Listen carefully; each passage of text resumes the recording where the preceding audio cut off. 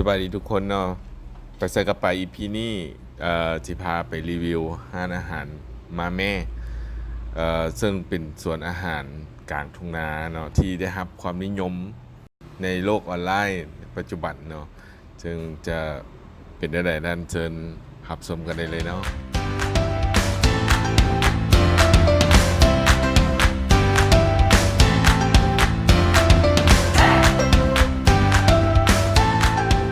ร้านอาหารมาแม่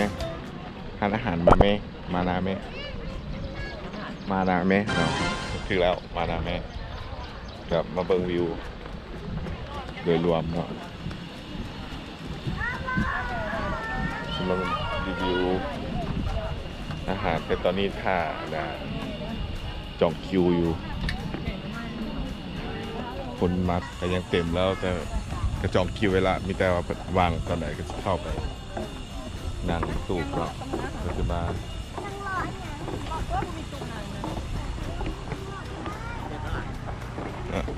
ตอนนี้มันกระจองคิวนี่เนาะเดี๋ยวจะพาเลาะเบิ่งพาทุกคนรอเบิ่งวิวเนาะ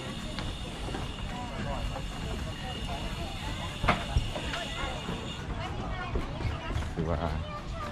ปิดตูบประมาณ20 ปลายตูบนะ20 ปลาย30 ตูบ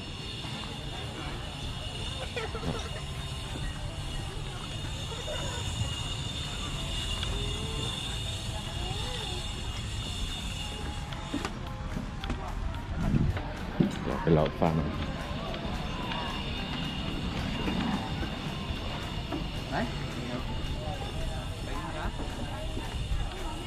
คนหลายหลีวันทิศ มือผักเวียกคนหลายหลีคนหลายหลีแปลงบ่ได้เนาะ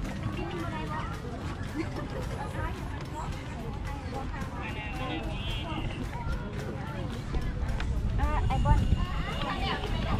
บรรยากาศดีขนาด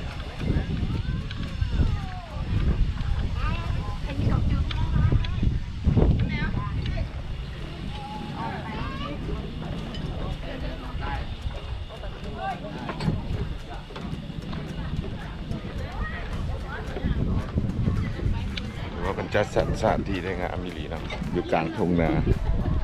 กลางทุ่งนา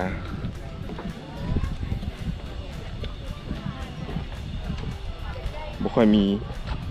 ไปเฮ็ดแบบนี้เถื่อในเมืองลาวก็เลยเป็นที่นิยมกันแท้ว่ามาอย่างอยู่มาแม่มานาแม่มาถ่ายรูปเซลฟี่มาเลาะลิ้นกินลมชมวิวพาครอบครัวมานั่งตูดเดินไปหนึ่งทางเดินเนาะมันไม่อยากถึงวันจีขาดแล้วเนาะเจ็บมือเอาผมไอ้มันเลี้ยงหาซื้อมันเศร้าลงมาจงควรเลยถ่ายรูปแบบมีลงเฟซจับให้มั้ยบ่ล่ะบ่เป็นยังสวัสดีผู้สาว เจ้าสบายดี คืองามที่เจ้าง านเนาะมีตุ่มนั่งแล้วบ่บ่มีคนหลายเต็มแล้วเต็มไปจองได้คุณได้จองเลยตัวนี้จองคิวไว้แล้วเนาะตอนนี้ครับไอ้บอลจะก็ไปนั่งตุ่มได้ให้มันบ้างอีสาพวกก็จะได้นั่งละได้เลาะอยู่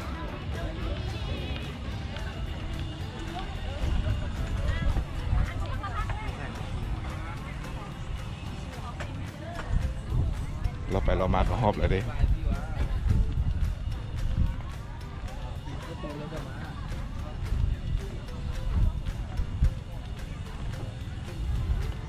ต้องได้มาแต่เศร้าอีหลีเลยขนาดเรามา10 โมงก็ยังโบมีบอลนั่งสัตว์ว่าความนิยมหลายดิครับห้านแบบนี้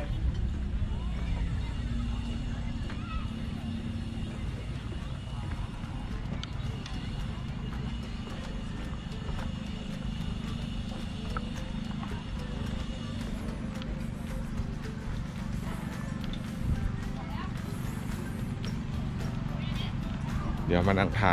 ก่อนเนาะนั่งทาตูบก่อนเดี๋ยวสิมารีวิวอาหารให้ฟังว่า อาหารในเรื่องบ่อาหารแซ่บบ่บรรยากาศนี้ถือว่าเดลอยเป็นสถานที่ท่องเที่ยวที่โอเคเลยแหละ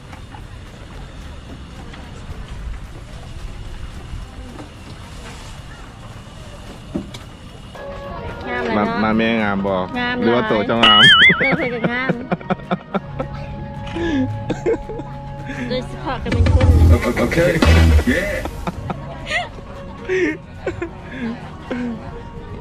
คนก็งามบ่แพ้สถานที่เลยเนาะ อืม ในระวังรอท่าหลังจากที่นั่งท่าโดนเติบเนาะประมาณ30 นาทีเราก็ได้ตุบแล้วนี่เด้มีสมาชิกอีก สมาชิกมาเพิ่ม น้ำดื่มตุกใหญ่ตุกหนึง ผู้ใดนะนี่นะฮะผู้ใดนะนี่นะฮะคุณ เดี๋ยวบอกเลยเดี๋ยวผมไปกินข้าวแถมนะว้านั่งทาโดนละแถมสิวะบ่เดี๋ยว จะเอจะเออุ้ยยิ้มอีกยิ้มสกายยิ้มลูก เอาใหญ่เลยจะมาลึกหน้า อาซา เสียบอ อาซาลูกไม่ย้อย เสียบอ แซ่บบ่ลูกคุณนะกินนะแซ่บบ่ลูกแซ่บบ่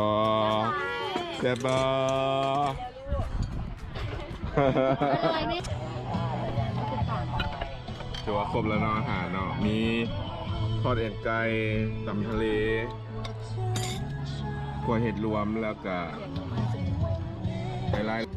ไปทำไปได้ไป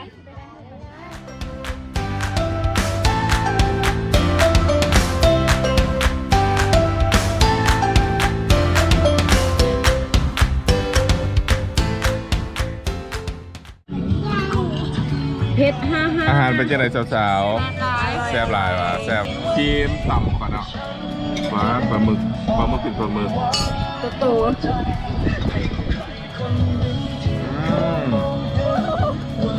อืมอาหารเนี่ยโอเคอยู่อาหารแซ่บน้องไม่ได้อวยเด้อไม่ได้อวยแซ่บไปหลี ได้ไหม แซ่บแล้วก็ได้ไว้มานั่งประมาณ10 นาที3 นาทีก็ได้10 นาทีก็ได้อาหารแล้ว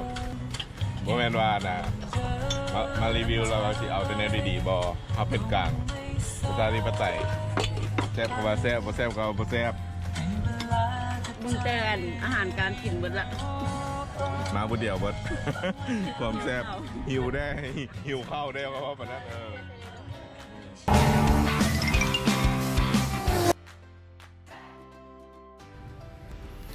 สำหรับท่านใดเนาะที่อยากมาสัมผัสกับบรรยากาศธรรมชาติเนาะก็บ่ได้ไกลจากตัวเมืองหลายปานใดเนาะระยะทางก็15 นาทีจากไฟแดงดงโดก